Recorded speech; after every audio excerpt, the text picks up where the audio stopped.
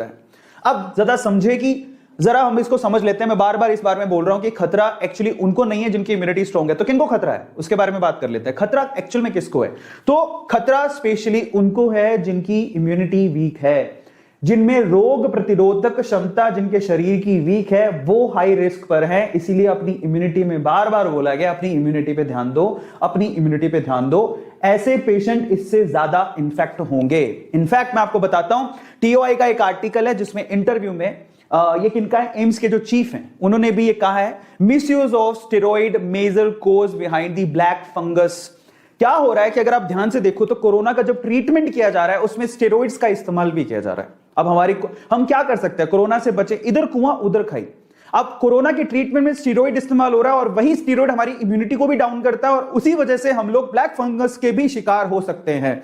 तो हम लोग इधर कोरोना से बचें तो उसके लिए स्टेरॉइड लेना पड़ेगा, स्टेरॉइड का ट्रीटमेंट है, अलग अलग तरह से स्टेरॉइड को लेना पड़ेगा। लेकिन अगर स्टेरॉइड लेते हैं तो उससे इम्यूनिटी डाउन होती है और अगर इम्यूनिटी डाउन हुई तो वहां पर ब्लैक फंगस का भी खतरा बढ़ेगा अगर हमने हाइजीन का ध्यान नहीं दिया तो, साफ सफाई का ध्यान नहीं दिया तो।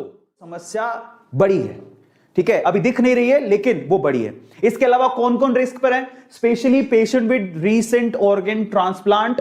अगर अभी किसी ने अपना ऑर्गन ट्रांसप्लांट करवाया या फिर कैंसर से वो लड़ रहे थे, कैंसर का अगर ट्रीटमेंट चल रहा है तो वो हाई रिस्क पर है, तो उनको बहुत ध्यान देने की जरूरत है। स्पेशली अगर आपके घर पे कोई शुगर या शुगर के मरीज है, डायबिटीज है, अगर किसी को डायबिटीज है, डायबिटिक है वो, तो उनको बहुत ज्यादा ध्यान देने की जरूरत है। बार बार लगातार उनकी डायबिटीज को चेक करते रहे, शुगर के लेवल को चेक करते रहे, उनको खतरा सबसे ज्यादा है, ठीक है। तो इसलिए कह रहा था आप लोगों से, अगर आप ऐसा सोचे कि हम तो स्वस्थ हैं हमें क्या लेना देना, लेकिन यहां पर कैच है, आपके स्वस्थ होने से तो खैर फर्क पड़ेगा ही, लेकिन अगर आपके आसपास किसी को भी शुगर है या कोई ट्रांसप्लांट करवा के आया या कैंसर है, उनको तो दिक्कत हो सकती है। तो इसलिए आप अगर सजग रहेंगे, उनको बताएंगे तो बचा सकते हैं, ठीक है। इसके अलावा जरा आप देखिए, यहां पर स्टेरॉइड दिया गया, यहां पर immunosuppression of by steroid.